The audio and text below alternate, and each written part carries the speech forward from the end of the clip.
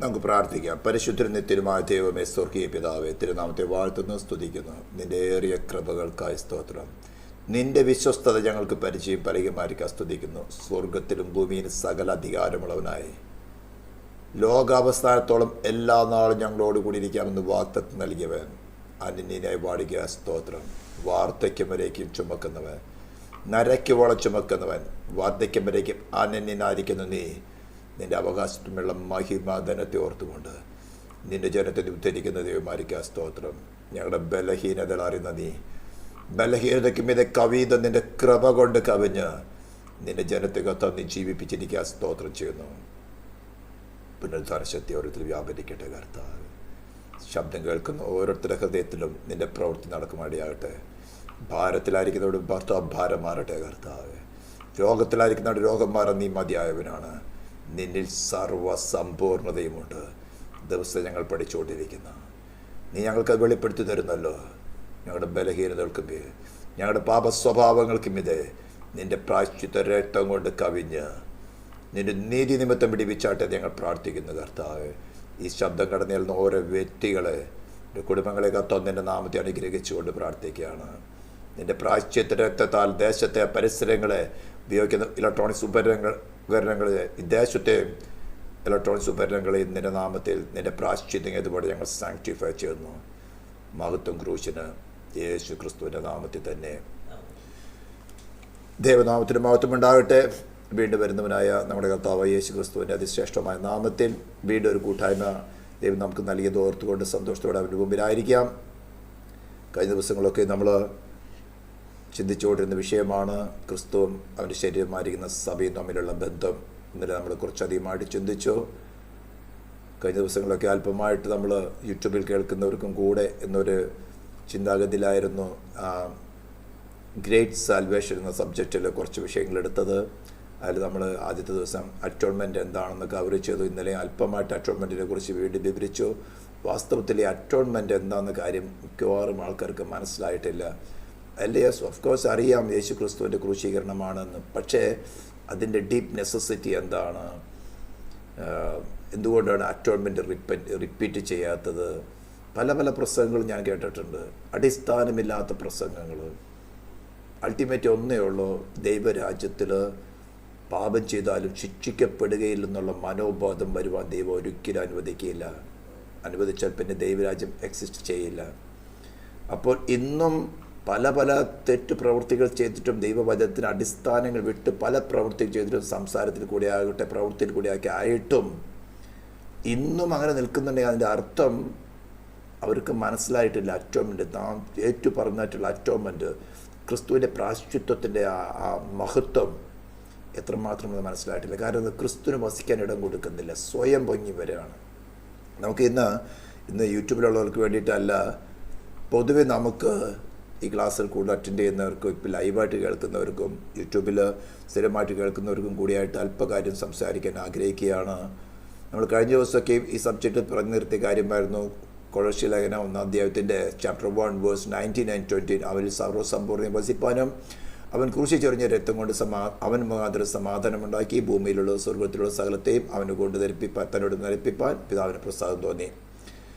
അതിനുശേഷമുള്ള വാക്യം നമ്മൾ ഒരിക്കൽ ചിന്തിച്ചതാണ് മുൻപേ, ദുഷ്പ്രവൃത്തികൾ മനസ്സുകൊണ്ട് അകന്നവരെന്നുള്ള കാര്യം. ഇന്ന് നമുക്ക് ചിന്തിക്കാൻ ആ പാർട്ടിൻ്റെ കൺക്ലൂഷൻ എന്താണ് എന്ന് നമുക്ക് ബൈബിളിൽ തന്നെ വായിക്കാം.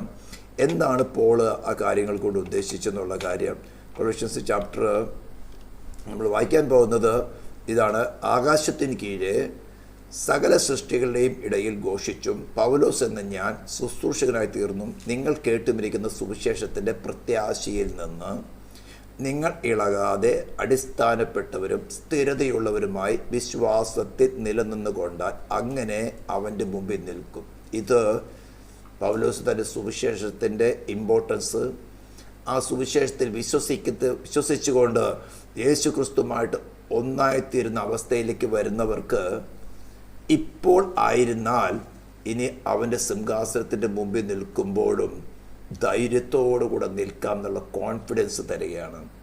അപ്പോൾ നമ്മളത് ചിന്തിക്കണം. എന്താണ് ഞാൻ ഈ വാക്യം നമ്മൾ സംസാരിച്ചു തുടങ്ങിയത്? വേഴ്സ് 13 തുടങ്ങിയായിരുന്നു. നമ്മെ ഇരുട്ടിൻ്റെ അധികാരത്തിൽ നിന്ന് പിടിവെച്ച് തൻ്റെ സ്നേഹസ്വരൂപനായി പുത്രൻ്റെ രാജ്യത്തിലാക്കി വെക്കുകയും ചെയ്ത പിതാവിന് സന്തോഷത്തോടെ സ്തോത്രം ചെയ്യുന്നവരാകണം. അപ്പോൾ നമ്മളെന്താണ്? ഇരുട്ടിൻ്റെ അധികാരത്തെ, അല്ലെങ്കിൽ സേറ്റാനിക് കിങ്ഡത്തിൽ നിന്ന്, അല്ലെങ്കിൽ പാപത്തിൻ്റെ അധികാരത്തെ. കൊളോസ്യർ നമ്മൾ വായിച്ചു, ആകാശത്തിലെ അധികാരത്തിനും അനുസരണക്കേടിനും മക്കൾ വ്യാപരിക്കുന്ന ആത്മാവിന് അധിപതിയായവരെയും അനുസരിച്ച് നടന്നു. ദാറ്റ് ഈസ്, എന്നാൽ നമ്മൾ കഴിഞ്ഞ ചിത്രമൊക്കെ കാണിച്ച് പറഞ്ഞാണ്, ആദാമിൻ്റെ തലമുറകൾ, ആദാം പാപം ചെയ്തപ്പോൾ അവനോട് കൂടിയായിരുന്നു, പക്ഷേ ഹെഡ്ഷിപ്പ് മാറി സേറ്റൻ ഹെഡായി. അനേക സ്ഥലങ്ങളിൽ അത് പറയുന്നുണ്ട്. അപ്പം അവൻ്റെ ആ അധികാരത്ത് നമ്മെ വിടിവിപ്പാനാണ് പ്രായശ്ചിത്തം നടന്നത്. അതിന് വില കൊടുക്കണം, ഡിവൈൻ ജസ്റ്റിസിന് സാറ്റിസ്ഫാക്ഷൻ വരുത്തണം. അതിന് ആവശ്യമായി വില കൊടുത്ത് പരസ്യമായിട്ട് നിർത്തിയിരിക്കുകയാണ് വിശ്വസിക്കുന്നവരെ സൗജന്യമായിട്ട് നീതീകരിക്കുക. ഇത്രയും അനുഗ്രഹീതമായൊരു പ്രോമിസ് തരുന്ന ഒരു റിലീജിയനുമില്ല, തരാൻ സാധ്യമല്ല. അത്ര റിലീജിയൻസ് സ്ഥാപിച്ചവരാരും തന്നെ ഡിവൈൻ ജസ്റ്റിസിന് സാറ്റിസ്ഫാക്ഷൻ വരുത്തത്തക്കവണ്ണം പാപമില്ലാത്തവനായിട്ട് ഭൂമിയിൽ അവതരിച്ചിട്ടില്ല. പല അവതാരങ്ങളും പറയുന്നുണ്ട്. പക്ഷേ അവരൊക്കെ മതസ്ഥാപനങ്ങൾക്ക് വേണ്ടി മരിച്ചിട്ടുണ്ട്. ക്രൂരമായ രീതിയിൽ യേശുക്രിസ്തുവിനെ ക്രൂശിച്ചതിനേക്കാളും ക്രൂരമായ രീതിയിൽ മരണം വരിച്ചവരുണ്ട്. പക്ഷേ അവരുടെ സോൾ സ്പിരിറ്റും പാതാളത്തിൽ പോയി മടങ്ങി ആരും വന്നിട്ടില്ല. മടങ്ങി വന്നവർ ഒരുവനേ ഉള്ളൂ. എല്ലാവർക്കും വേണ്ടി തന്നെ താൻ മറുവിലെ തീർന്ന മനുഷ്യനായി ക്രിസ്തുവേശു മാത്രം. ഇതുകൊണ്ടാണ് ക്രിസ്തുവിൻ്റെ പ്രാഗൽഭ്യത, അല്ലെങ്കിൽ അവൻ്റെ ഗ്രേറ്റ്നെസ് നമ്മൾ മടി കൂടാതെ പ്രസംഗിക്കുന്നത്. അപ്പം ഫസ്റ്റ് ഒരു കണ്ടീഷൻ അത് പറഞ്ഞു, നമ്മളൊക്കെ ചിന്തിച്ചു പോയത്, അവനിൽ നമുക്ക് പാപമോചനം എന്ന വീണ്ടെടുപ്പുണ്ട്. ആ ഫസ്റ്റ് സിന്നിൽ നിന്ന്, ആദാമിൽ നമുക്ക് ലഭിച്ചതായിട്ടുള്ള ആ പാപം എന്ന ശക്തിയിൽ നിന്ന് വിശ്വസിക്കുന്നവർക്ക് വീണ്ടെടുപ്പുണ്ട്, റിഡംഷൻ ഉണ്ട്. കാരണം റിഡംറ്റീവ് വാല്യൂ കൊടുത്തു. ഡിവൈൻ ജസ്റ്റിസിന്റെ മുമ്പിൽ റിഡംറ്റീവ് വാല്യൂ കൊടുത്തു. അവർ ഉയർത്തെഴുന്നേൽപ്പിച്ചുകൊണ്ട് ഡിവൈൻ ജസ്റ്റിസിന് സാറ്റിസ്ഫാക്ഷൻ ആയി എന്ന് ദൈവം എസ്റ്റാബ്ലിഷ് ചെയ്തു. എന്നിട്ടാണ് പറയുന്നത്, നമ്മൾ റോമൻസ് ചാപ്റ്റർ 1 വേഴ്സ് 5 പഠിച്ചപ്പോൾ വളരെ വ്യക്തമായിട്ട് പറഞ്ഞിട്ടുള്ളതാണ്, ജഡം സംബന്ധിച്ച് ദാവീദിന്റെ സന്തതിയെ ജനിക്കുകയും മരിച്ചിട്ട് ഉയർത്തെഴുന്നേൽക്കുകയാൽ വിശുദ്ധിയുടെ ആത്മാവ് സംബന്ധിച്ച് ദൈവപുത്രൻ എന്ന് ശക്തിയോടെ നിർണയിക്കപ്പെട്ടു. അവന്റെ നാമത്തിലാണ് ഇതിന് വിശ്വാസത്തിന് അനുസരണം വരുത്തേണ്ടത് കൃപയും അപ്പസ്തോലം പ്രാപിച്ചിരിക്കുന്നത് പൗലോസ് പറയുന്നു. അപ്പോൾ നമ്മളെ വീണ്ടും വിളിക്കുന്നത് എന്തിനാണ്? ഒബീഡിയൻസിലേക്ക്, ഡിവൈൻ ലോയുടെ ഒബീഡിയൻസിലേക്ക്. അവിടെയാണ് നമുക്ക് ക്രിസ്തുവിൻ്റെ ആവശ്യകത വരുന്നത്. നമ്മുടെ ഹ്യൂമൻ നേച്ചർ ഏദൻ തോട്ടം തുടങ്ങി ഡിസൊബീഡിയൻസിനോട് താല്പര്യമുള്ളവരാണ്. അതുകൊണ്ടാണ് അനുസരണക്കേടിന്റെ മക്കൾ എന്നാണ് പറഞ്ഞിരിക്കുന്നത്. നമ്മൾ നേരത്തെ മുമ്പ് എടുത്ത് വായിക്കുന്നതാണ്, മുമ്പേ മനസ്സുകൊണ്ട് അകന്നവര്, ദൈവമായിട്ട് മനസ്സുകൊണ്ട് അകന്നു പോയവരായിരുന്നു.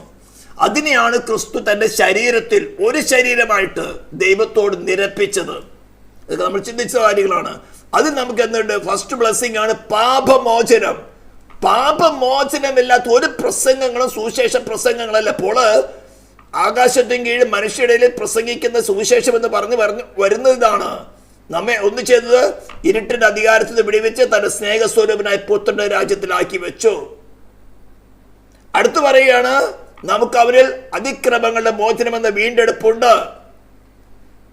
എന്നിട്ട് പറയുകയാണ്, അതിന് മുമ്പ് ഒരു വാക്യം കൂടി ഉണ്ട്, അവൻ അദൃശ്യനായ ദൈവത്തിന്റെ പ്രതിമയും സർവ്വസൃഷ്ടിക്കും ആദ്യജാതനുമാകുന്നു. ഈ ആദ്യജാതൻ എന്ന വിഷയത്തെ കുറിച്ച് ഞാൻ പറഞ്ഞല്ലോ. ഫസ്റ്റ് ബോൺ എന്നതുകൊണ്ട് പല മതവിഭാഗങ്ങളും, പ്രത്യേകിച്ചും യഹോവ വിറ്റ്നസ്സുകാര്, അവൻ ഫസ്റ്റ് ബോൺ ആണ്, അവൻ സൃഷ്ടിതാവല്ല സൃഷ്ടിയാണെന്ന് പറഞ്ഞുകൊണ്ട് അതിന്റെ എക്സ്പ്ലനേഷൻ ആണ് വേഴ്സ് 16 തുടങ്ങി പറയുന്നത്. സ്വർഗത്തിലുള്ളതും ഭൂമിയിലുള്ളതും ദൃശ്യമായതും അദൃശ്യമായതും സിംഹാസനങ്ങൾ, കർത്തൃത്വങ്ങൾ, വാഴ്ചകൾ, അധികാരങ്ങൾ സകലവും അവൻ മുഖാന്തരം സൃഷ്ടിക്കപ്പെട്ടു. ഇത് ചർച്ചയിൽ നമ്മൾ ഇത് എത്രയും വീണ്ടും ഞാൻ റിപ്പീറ്റ് ചെയ്യാൻ കാരണം, ഇത് നമ്മുടെ എല്ലാവരുടെയും ഹൃദയത്തിൽ ഇരിക്കണം. ഇത് നമ്മുടെ വിശ്വാസ പാതയിൽ നമുക്ക് പല പല വിഷയങ്ങൾ വരും. കൊടുങ്കാറ്റുകൾ അടിക്കും, ഈശാൻമൂല പോലെ കാറ്റുകൾ അടിക്കും, വിശ്വാസം കൊളാപ്സമായി പോകുന്ന പോലെ തോന്നും.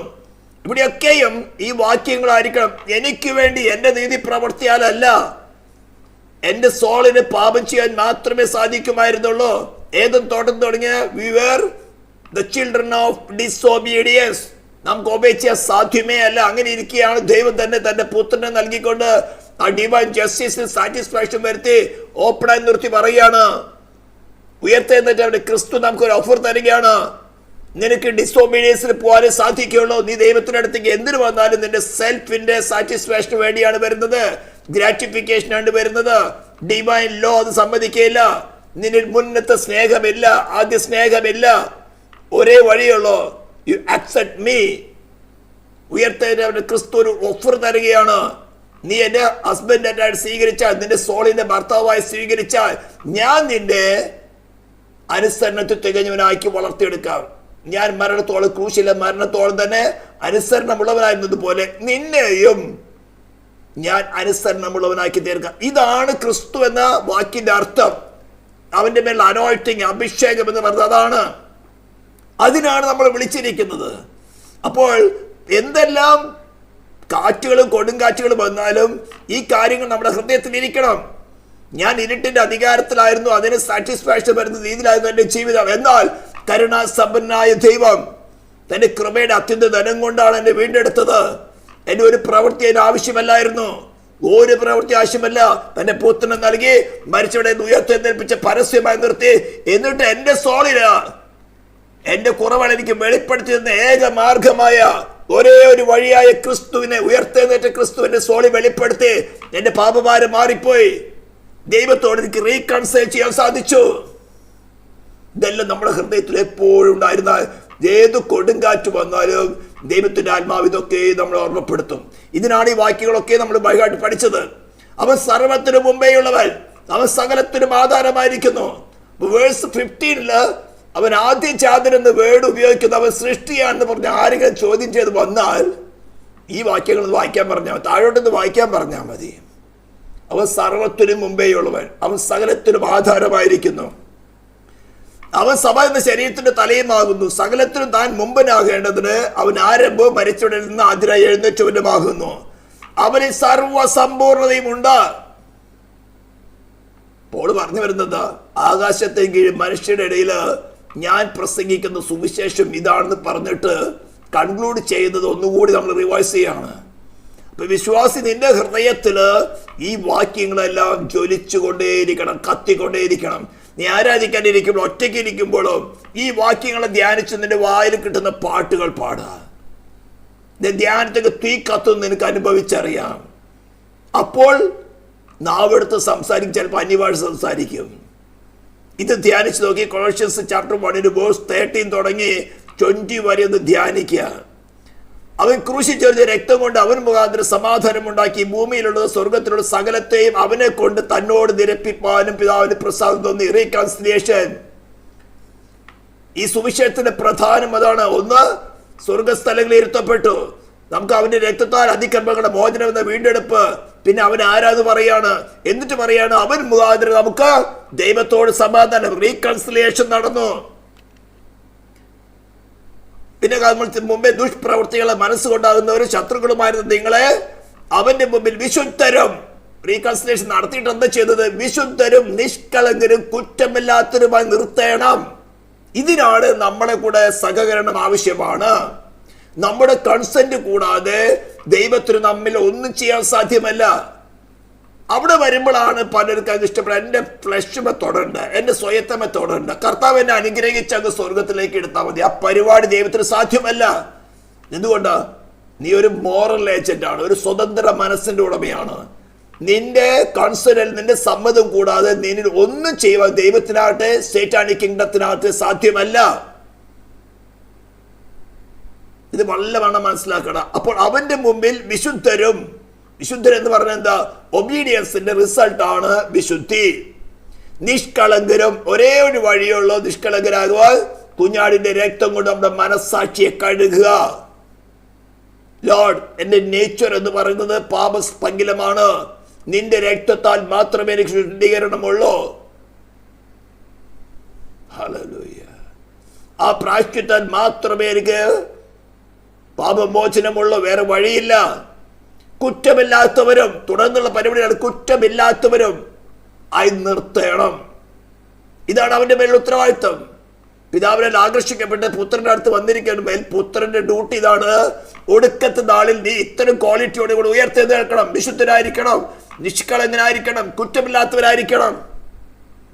യൂദ തന്റെ ലേഖനത്തിന് കൺകുടിച്ചതല്ലയോ? വീഴാതെ വേണം നിങ്ങളെ സൂക്ഷിച്ച് തന്റെ മഹിമാസനതയിൽ കളങ്കമില്ലാത്തവരായി ആനന്ദത്തോടെ നിർത്തും. അതിന് ശക്തിയുണ്ടാവന്. അങ്ങനെ അവൻ ഇപ്പോൾ തന്റെ ജഡശരീരത്തിൽ തന്റെ മരണത്തെ നിരപ്പിച്ചു. ഈ സുവിശേഷം കൊണ്ട് നമുക്ക് ഏറ്റവും വലിയ ബ്ലെസ്സിങ് കിട്ടുന്നതാണ് റീകൺസിലിയേഷൻ. ആ റീകൺസിലിയേഷന് കൂടെ മറ്റെല്ലാം ഫ്രീ ആണ്, സിമ്പിളി ഫ്രീ. പിന്നെ ഈ പറഞ്ഞല്ലോ, നമ്മളെ ഈ വിശുദ്ധരും തന്റെ മുമ്പിൽ വിശുദ്ധരും നിഷ്കളങ്കരും കുറ്റമില്ലാത്തവരും നിർത്തണം. ഡിനോമിനേഷന്റെ മുമ്പിലല്ല, ഒരു പാസ്റ്ററിന്റെ മുമ്പിലല്ല, ഒരു കൂട്ടായ്മയുടെ മുമ്പിലല്ല, ഉയർത്തെഴുന്നേറ്റവനായ ക്രിസ്തുവിന്റെ മുമ്പിൽ. എന്ന് പറഞ്ഞാൽ പാസ്റ്റർ വേണ്ടെന്നോ കൂട്ടായ്മ വേണ്ടെന്നോ ഒന്നുമല്ല ഇതർത്ഥം. ഇൻഡിവിജ്വലാണ് നമ്മുടെ പുതിയ നിയമത്തിന്റെ എഗ്രിമെന്റ് എന്ന് പറയുന്നത്.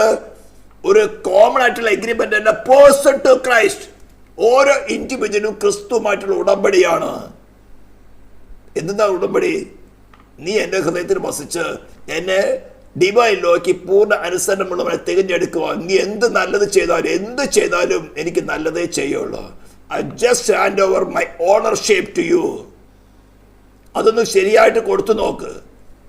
എൻ്റെ ഓണർഷിപ്പ്, ഉടമസ്ഥാവകാശം, നമ്മുടെ സൃഷ്ടിതാവ്, നമ്മുടെ വീണ്ടെടുപ്പുകാർ നമുക്ക് വേണ്ടി മറിവിലായി തീർന്ന് ഉയർത്തെഴുന്നേറ്റൊന്ന് ഏൽപ്പിച്ചു കൊടുത്തു നോക്കിക്കേ. നിങ്ങളുടെ മക്കളെ, നിങ്ങളുടെ തലമുറ, നിങ്ങളുടെ സമ്പത്തിൻ്റെയോ നിങ്ങളുടെ എന്തെല്ലാം നിങ്ങൾക്ക് ദൈവം ഈ ഭൂമിയിൽ വന്നപ്പോൾ ഒന്നും കൊണ്ടുവന്നിട്ടില്ല. എന്തെങ്കിലും കൊണ്ടുവന്ന ആരെങ്കിലും ഉണ്ടോ?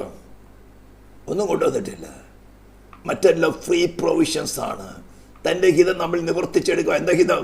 വിശുദ്ധരും നിഷ്കളങ്കരും കുറ്റമില്ലാത്തവരുമായി നിർത്തേണം.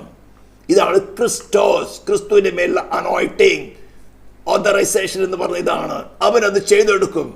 അത് ചെയ്തെടുക്കാൻ വിരുദ്ധമായിട്ട് എന്തെങ്കിലും നമ്മളിൽ വേറെ ഡിഫറെന്റ് തീരുമാനങ്ങൾ, ആലോചനകൾ വന്നാൽ കർത്താവ് നമുക്ക് മനസ്സിലാകുന്ന വിധത്തിൽ പറഞ്ഞു തരും, കുഞ്ഞെ ഇതെനിക്കിഷ്ടമുള്ള കാര്യമല്ല, ജസ്റ്റ് ത്രോ ഇറ്റ് ഔട്ട്. പിന്നെ ചാടി പിടിക്കണമെങ്കിൽ തീ ഒന്ന് കൂട്ടും, പിന്നെ ചാടി പിടിക്കുക തീയുടെ അളവ് കൂട്ടും. ചിലപ്പോൾ സാമ്പത്തിക ബുദ്ധിമുട്ടുകളാകാം, ചിലപ്പോൾ രോഗങ്ങളാകാം. അവിടെ സ്വന്തമായിട്ട് മനസ്സിലാക്കുക, കർത്താവേ എന്താ വിഷയം? എന്നെ വിശുദ്ധനും നിഷ്കളങ്കയും കുറ്റമില്ലാത്തവരും നിർത്തേണ്ടതിന് നീ എന്ത് ചെയ്ത് നല്ലതേ ചെയ്യുള്ളൂ. എവിടെയാണ് എൻ്റെ പ്രോബ്ലം എന്ന് ശരിക്കും മനസ്സിലാക്കി തന്നിട്ടുണ്ടാവും. പിന്നെ ചാടി പിടിക്കരുത്, മസിൽ പിടിക്കരുത്. മസിൽ പിടിച്ച അവൻ കൂടുതൽ മസിൽ പിടിക്കും. അതിനേക്കാൾ നല്ലത് എന്തിനാ? ആർക്ക് വേണ്ടിയിട്ടാ? നമുക്ക് വേണ്ടിയിട്ട് തന്നെ. അടുത്ത കാര്യം പറയാണ്, ഇത്രയും കാര്യങ്ങൾ, ഇതാണ് എൻ്റെ സുവിശേഷത്തിന്റെ ക്രീം. എന്താ? നമ്മളെ ഉയർത്തെഴുന്നേൽപ്പിച്ച് പുത്രന്റെ രാജ്യത്തിലാക്കി വെച്ചിരിക്കുന്നു.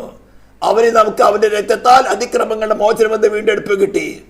പിന്നെ പറയുന്നതാണ്, അവൻ സഭ എന്ന ശരീരത്തിന്റെ തലയുമാണ് എന്ന് പറഞ്ഞാൽ ഇൻഡിപെൻഡന്റ് ആയിട്ട് എന്റെ തല അവനാണ്.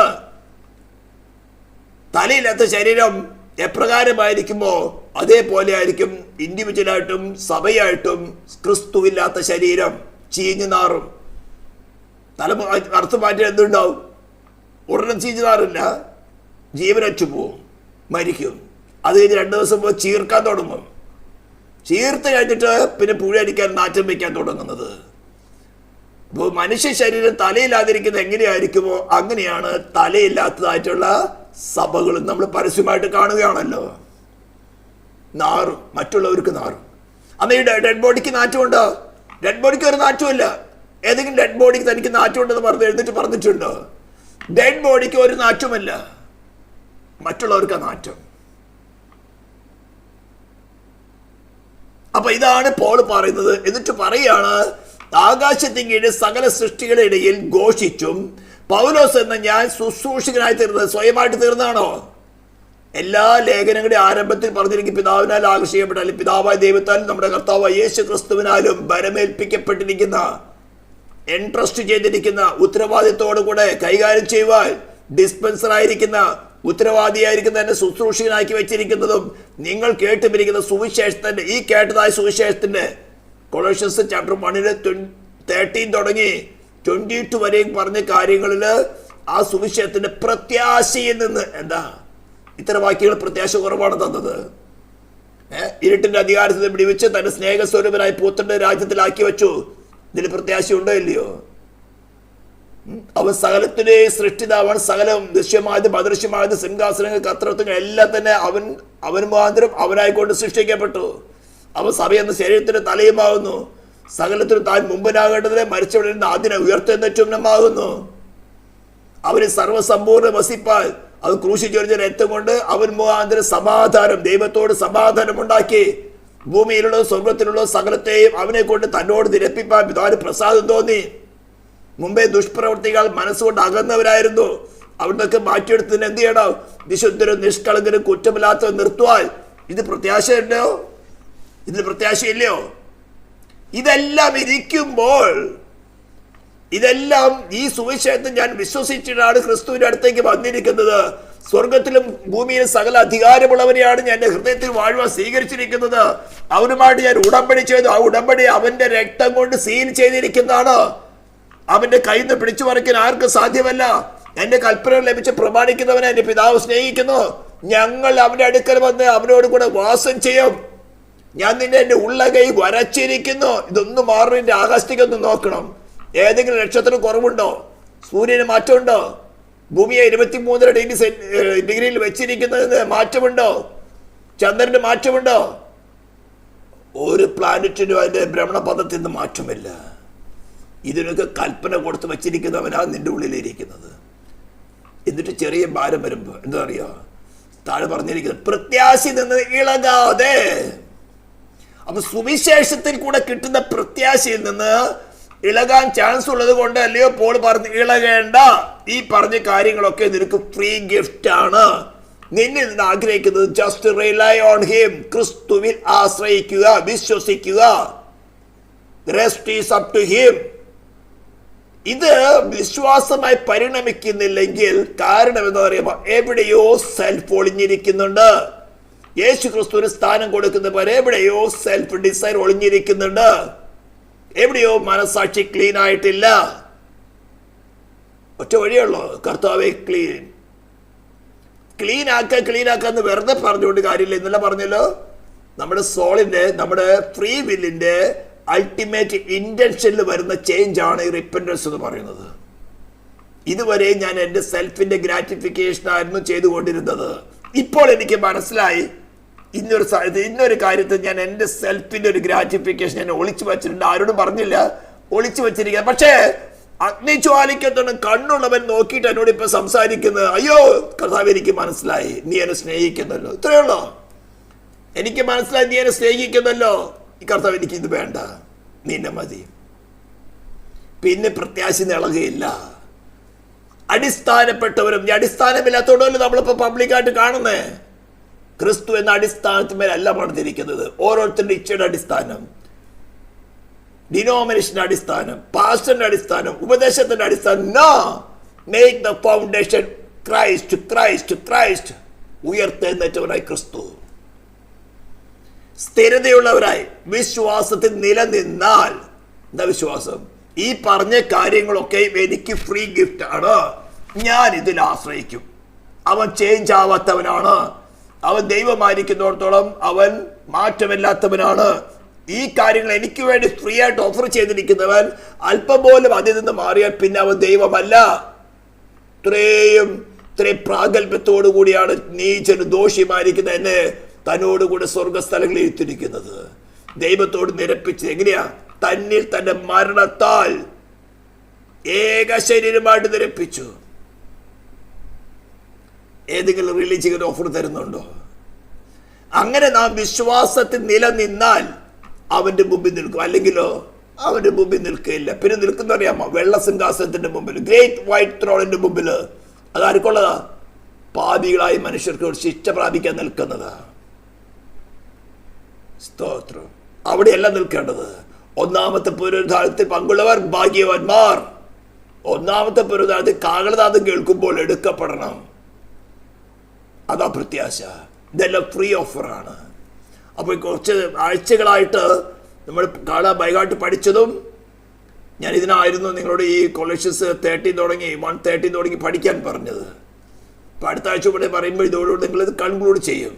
അപ്പോൾ ഈ ആഴ്ചകളൊക്കെ നമ്മൾ കൂട്ടായ്മയിൽ പ്രാർത്ഥിക്കുമ്പോഴോ പേഴ്സണലായിട്ട് പ്രാർത്ഥിക്കുമ്പോഴോ നിങ്ങളുടെ വഴി നടക്കുമ്പോഴോ ഒക്കെ ഈ വചനങ്ങൾ നിങ്ങളുടെ ഹൃദയത്തിൽ, ഞാനിപ്പോൾ ഈ വചനങ്ങളൊക്കെ വീണ്ടും പറഞ്ഞു. ഞാൻ നോക്കി വായിക്കല്ല ചെയ്തത്. വർഷങ്ങളായിട്ട് എൻ്റെ ഹൃദയത്തിൽ ഞാൻ പേഴ്സണലായിട്ട് ഇത് ആരാധിക്കുമ്പോഴൊക്കെ ഇതൊക്കെ ധ്യാനിക്കും. ഇതെല്ലാം പല പല ഭാഗങ്ങളുണ്ട്. അവൻ്റെ വചനങ്ങൾ ധ്യാനിക്കുമ്പോഴാണ് നമ്മുടെ അകത്തുനിന്നും തീ കത്തുന്നത്. അപ്പോഴാണ് നാവെടുത്ത് സംസാരിക്കുന്നത്. നിങ്ങൾക്ക് അതിൻ്റെ ഡിഫറൻസ് അറിയാം. ഇതിനെന്താ വേണം? കൃപ വേണം. ഇതെൻ്റെ കഴിവല്ല കർത്താവ്, കൃപയാണ്, നിന്റെ കൃപയാണ്. ഇടയ്ക്കിടയ്ക്കിട്ട് നമ്മുടെ കൃപയില്ലാത്തത് നമ്മുടെ നേച്ചർ എന്താണെന്ന് നമുക്ക് മനസ്സിലാക്കി തരും. ഒരല്പമായിട്ട് കൈവിട്ട് കളയല്ല, അല്പമായിട്ടൊന്ന് കൃപയൊന്ന് പതുക്കൊന്ന് മാറ്റി നോക്കൂ. അപ്പോൾ അറിയാം നമ്മുടെ സ്വഭാവം എന്താണെന്ന്. അതിനേക്കാൾ നല്ല കർത്താവ് എനിക്കിത് മനസ്സിലായി, ഞാൻ ചീഞ്ഞു നാറുന്ന സാധനമാണ്, നിന്നെ കൂടാതെ എന്നിൽ ഒരു നന്മയുമില്ല. ഇത്രയും പ്രാഗൽഭ്യനെ പോള് പറഞ്ഞു. ഒരു നന്മയും എന്ന് വെച്ചാൽ എൻ്റെ ജഡത്തിൽ ഒരു നന്മയും വസിക്കുന്നില്ല. ഇതൊക്കെ നമ്മൾ പറയുമെങ്കിലും ഇത് അനുഭവിക്കാത്തോളത്തോളം അക്നോളജ് ചെയ്യുന്നില്ല.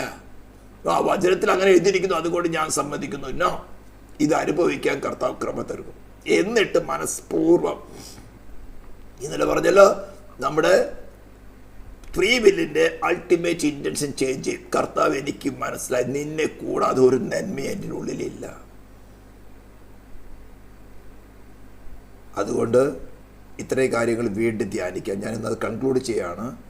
കൊളോഷ്യൻസ് 1:13 തുടങ്ങി 23 വരെയുള്ള വാക്യങ്ങൾ നിങ്ങളുടെ ഹൃദയത്തിൽ ഒരാഴ്ച കാലം എല്ലാം ഭയമായിട്ട് പഠിച്ചവരാ. നിങ്ങൾ പേഴ്സണൽ പ്രാർത്ഥനയ്ക്ക് ഇരിക്കുമ്പോൾ ഈ കാര്യങ്ങളൊക്കെ ധ്യാനിക്കുക. കർത്താവ് എനിക്ക് ഇതിൽ അടിസ്ഥാനപ്പെട്ട് സ്ഥിരതയുള്ള നിൽക്കണം, നിൻ്റെ മുമ്പിൽ എനിക്ക് നിൽക്കണം. നിൻ്റെ മുമ്പിൽ നിൽക്കണമെങ്കിൽ ഈ കാര്യങ്ങളൊക്കെ നടന്നിരിക്കണം. ഇതെല്ലാം ഫ്രീ ഗിഫ്റ്റാണല്ലോ. ഇത് എന്നെ നിന്ന് ചോദിക്കുക, എത്രയോ വിശ്വാസം, വിശ്വാസത്തിൽ സ്ഥിരത. ഏത് കാറ്റടിക്കട്ടെ, എന്നെ കൊല്ലാനുള്ള കാറ്റടിപ്പിക്കില്ല. അഥവാ എന്നെ എടുക്കാൻ കർത്താവിന് സമയമായെങ്കിൽ കർത്താവിനെ അനുവദിക്കാതെ ഒരു കൊലപാതകം നടക്കില്ല. ഇത്രയും നമ്മൾ ഇന്നലെയും പാട്ട് പാടിയല്ലേ. സംഹാരദൂതന് എന്നെ വരെ അവകാശമില്ല. സംഹാരദൂതൻ കടന്നു വരുന്ന അവസരങ്ങളൊക്കെ ഉണ്ട്, ഞാൻ വെറുതെ പാടിയതല്ല. ഇപ്പം സംഹാരദൂതന് നമ്മളെ പേടിയാണ്. കാരണം എന്താ അറിയാമോ, ഇവന് വേണ്ടി വില കൊടുത്തുവാൻ എന്നെ സൃഷ്ടിച്ചവനാ. സംഹാരദൂതനെ സൃഷ്ടിച്ചതാരാ? യെശയ്യാ 54:16 എന്താ പറഞ്ഞിരിക്കുന്നത്? നശിപ്പിക്കാൻ സംഹാരകനെയും ഞാൻ സൃഷ്ടിച്ചിരിക്കുന്നു, അവനെ നമുക്ക് വേണ്ടി പ്രായശ്ചിത്തമായി തീർന്നത്. അപ്പം സംഹാരം നോക്ക്, എന്നെ സൃഷ്ടിച്ച് എനിക്ക് നരകം വിധിച്ചിരിക്കുന്ന ഈ ദൈവം ഇവന് വേണ്ടി പ്രായശ്ചിത്തമോ? ഇന്ന് മാത്രം വിലയുണ്ട്. എന്നിട്ട് വിശ്വാസി ചെറിയൊരു കാറ്റടിക്കുമ്പോൾ കർത്താവേ നീ എന്നെ കൈവിട്ട് കളഞ്ഞോ. വിശ്വാസത്തിൽ ഇളകാതെ അടിസ്ഥാനപ്പെട്ടവർ, സ്ഥിരതയുള്ളവർ. ഈ പറയുന്നത് ഞാൻ ഇടയ്ക്കിടയ്ക്കിട്ട് ഇളകും. പക്ഷേ ഇളക്കും മനസ്സിലാകുമ്പോൾ എന്തറിയാം, അന്ന് പുറമേക്ക് പോട്ട് അവനെ വീടല്ല ചെയ്യേണ്ടത്, പോയിരുന്ന് മുട്ടുമടക്കുക. കർത്താവ് ഈ കാറ്റ് മാറിക്കിട്ടണം, ഈ കാറ്റ് നിൽക്കാൻ നീ എനിക്ക് കൃപ തന്നെ. കാറ്റ് മാറില്ല, കാറ്റ് നിൽക്കാൻ എനിക്ക് കൃപ വേണം, കൃപ വേണം. നിൻ്റെ കൃപയുടെ മുമ്പിൽ ഒരു കാറ്റടിക്കില്ല. അടിച്ചാൽ നീ എൻ്റെ മധ്യസ്ഥ എന്താ, നീ എനിക്ക് മറവിടമാവും, നീ എനിക്ക് പരിചയമാവും. ഇതൊക്കെ കർത്താവിലുള്ള റിലേഷൻസാണ്. കർത്താവ് നമ്മളെ സഹായിക്കട്ടെ. അപ്പോൾ വചനം കേൾക്കുന്ന ഏവരും, ലൈവായിട്ട് കേൾക്കുന്നവരും യൂട്യൂബിൽ കേൾക്കുന്നവരും ആയിക്കോട്ടെ, കൊളോഷ്യൻസ് ചാപ്റ്റർ 1:13 തുടങ്ങി ഈ 23 വരെ വാക്യങ്ങൾ പല പ്രാവശ്യം വായിക്കുക, ഹൃദയത്തെ സംഭരിക്കുക. ഏത് കാറ്റ് വരുമ്പോഴും എന്നെ നിർത്തിയിരിക്കുന്ന എവിടെയാണ് എന്ന് മനസ്സിലാക്കുക, ഉറയ്ക്കുക. അങ്ങനെ ഉറച്ചാൽ ഡേ ബൈ ഡേ നിങ്ങളുടെ ഗ്രേസ് വർദ്ധിക്കും. കർത്താവിൻ്റെ കാഹളനാദം കേൾക്കുമ്പോൾ ലജ്ജിച്ചു പോവുകയില്ല, അവൻ്റെ മുമ്പിൽ ധൈര്യത്തോടെ നിൽക്കാൻ പറ്റും.